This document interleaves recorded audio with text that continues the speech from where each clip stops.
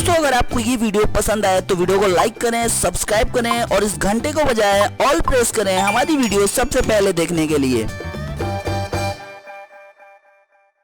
कई दिनों से मोबाइल ऑपरेटर्स जैसे कि वीआई, जियो और एयरटेल द्वारा ट्राई और सरकार के समक्ष ओटीटी प्लेटफॉर्म्स जैसे कि व्हाट्सएप, स्काइप और गूगल डियो जैसे ऐप्स के लिए एक रेगुलेटरी फ्रेमवर्क बनाने की मांग की गई थी। मोबाइल ऑपरेटर्स मानते हैं कि ओटीटी कंपनियां किसी भी नियम कानून के दायरे में नहीं आते हैं और ग्राहकों को उनके ही नेटवर्क से मुफ्त में तमाम तरह की सर्विसेज उपलब्ध कराई जाती है। इसके चलते मोबाइल नेटवर्क की होने वाली कमाई पर असर पड़ता है। दरअसल टेलीकॉम कंपनियों की मांग थी कि ओटीटी प्लेटफॉर्म्स के लिए भी एक नया रेगुलेटरी फ्रेमवर्क बनाया जाए, परंतु अब दूरसंचार कंपनियों को एक बड़ा झटका लगा है, क्योंकि दूरसंचार नियामक ट्राई ने आज यह ऐलान कर दिया है कि ओटीटी प्लेटफॉर्म्स जैसे कि व्हाट्सएप, स्काइप, वाइबर और अमेजन प्राइम जैसे ऐप्स के लिए तत्काल कोई भी नियम या रेगुलेटरी फ्रेमवर्क नहीं बनाई जाएगी। ट्राई के मुताबिक इन ऐप्स को रेगुलेट करने के लिए कोई भी गाइडलाइंस की जरूरत नहीं है। ट्राई ने कहा कि अगर भविष्य में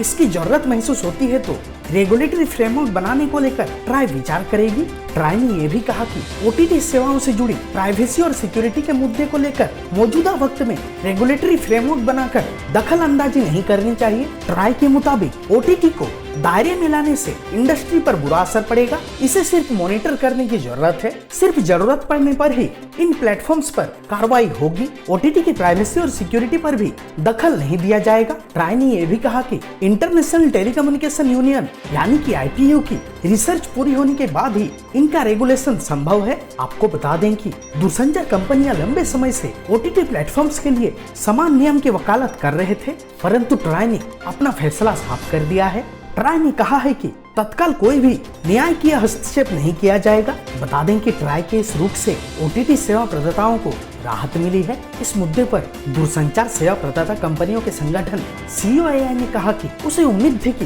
ट्राई उनकी मांगों पर गौर करेगा और जो बाजार विसंगतियां लंबे समय से चली आ रही है उसे दूर करेगा। सीओएआई ने यह भी कहा कि इन मुद्दों के समाधान के बिना दूरसंचार सेवा प्रदाता ओटीटी सेवा देने वाली कंपनियों के मुकाबले नुकसान की स्थिति में रहेंगे। ओटीटी प्लेटफॉर्म्स दूरसंचार कंपनियों की तरह कड़े नियम या लाइसेंस व्यवस्था के दायरे में नहीं आते हैं। ओटीटी सेवाओं में वे अनुप्रयोग और सेवाएं आती हैं जिनका उपयोग इंटरनेट के जरिए किया जाता है और इसके लिए परिचालक के नेटवर्क का उपयोग होता है। इसलिए वर्तमान समय में ओटीटी ऐप्स के लिए कोई भी रेगुलेटरी फ्रेमवर्क की जरूरत नहीं है। बहरहाल वर्तमान समय में ट्राई द्वारा ओटीटी ऐप्स पर कोई भी रेगुलेटरी फ्रेमवर्क न बनाए जाने पर दूरसंचार कंपनियों को एक बड़ा झटका लगा है।